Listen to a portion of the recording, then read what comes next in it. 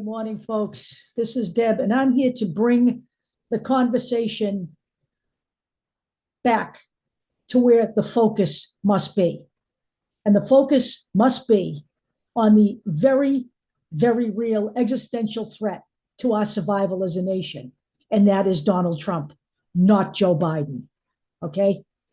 But we're going to start this video talking about somebody who is not Donald Trump, a guy named Kevin Roberts. So Kevin Roberts is the president of the Heritage Foundation, and he became president of the Heritage Foundation in 2021 and immediately set out to model the Heritage Foundation's hallmark of conservative governance called Project 2025. Now, this is not the first time this document has existed. The Heritage Foundation has been preparing documents like this for conservative presidents since Ronald Reagan. It's just that everything has gone ballistic since then. If it was bad then, it's horrifying now. So Kevin Roberts went out there publicly this week and stated that this is going to be a second American revolution, and that it will, these are his words, quote, will remain bloodless if the left allows it to be, end quote. You want me to repeat that for you? It's a second American revolution that, quote, will remain bloodless if the left allows it to be, end quote. Now, Donald Trump immediately went into panic mode and started saying, I have no idea what Project 2025 is, and I have no idea who's behind it. And he could not be a bigger liar than he is right now, except, of course, for the 30,573 lies he told while he was president, which are documented, by the way. Donald Trump is a pathological liar. He knows damn well what Project 2025 is. And he knows who Kevin Roberts is. And I'm going to give you the receipts in a few seconds. But I also want to say this. What Donald Trump is really upset about is that Kevin Roberts took away his shine. He doesn't like anybody else to have any kind of publicity. It's all about Donnie, okay? That's the first thing. The second thing is Kevin Roberts let the cat out of the bag when he talked about violence. Now, you know what? The media is once again pussyfooting around this crap, calling it an ominous threat, a veiled threat, a suggestion of violence. It's none of those things. It is a direct threat. Let me translate from the bullshit for you, okay? Quote, will remain bloodless if the left allows it to be. In other words, if the left bends a knee and bows to King Donald. And I would like to remind everybody that the Supreme Court put us right back in that situation, the King Donald thing. And I'd like to remind the public that the first American Revolution was fought so we could get out from under the King of England. Think about where we are in history. And now let's talk about why Donald Trump is lying about Project 2025. Because in this very article that Kevin Roberts is mentioned in, Kevin Roberts said all of the credit for Project 2025, we're happy to have it go to Donald Trump and the GOP. How's that one?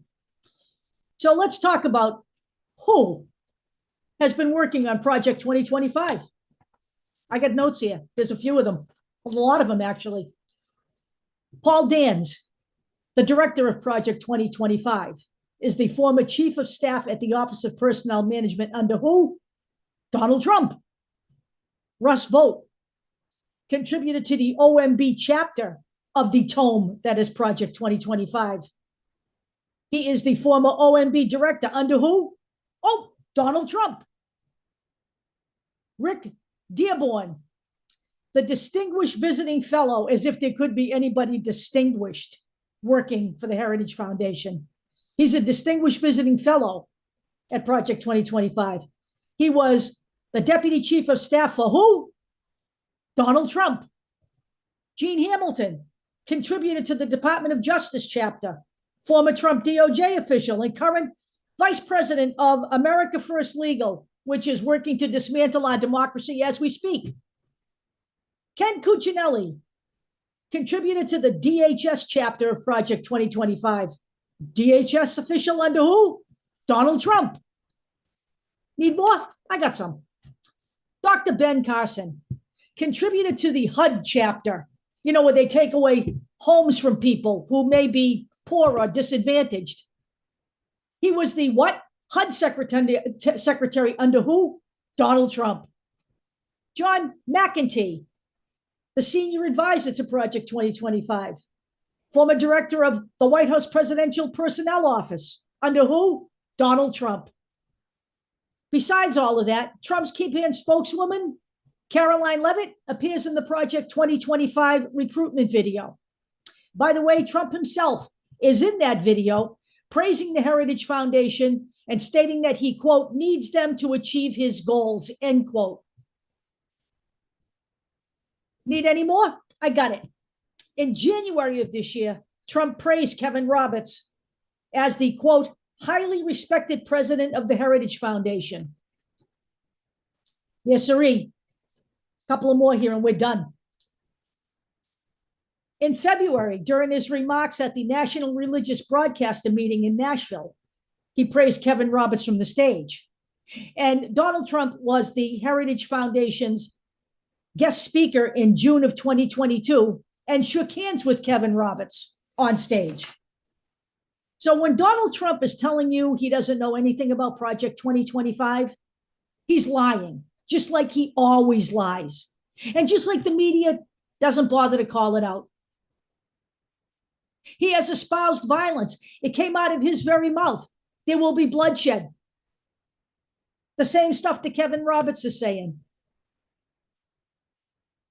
There couldn't be any more clearer connection between Donald Trump, the Heritage Foundation, and Project 2025. And by the way, I'd like to also remind everybody before closing here that in 2017, they also had one of these documents. Of course, it wasn't called Project 2025. It was called Project 2017.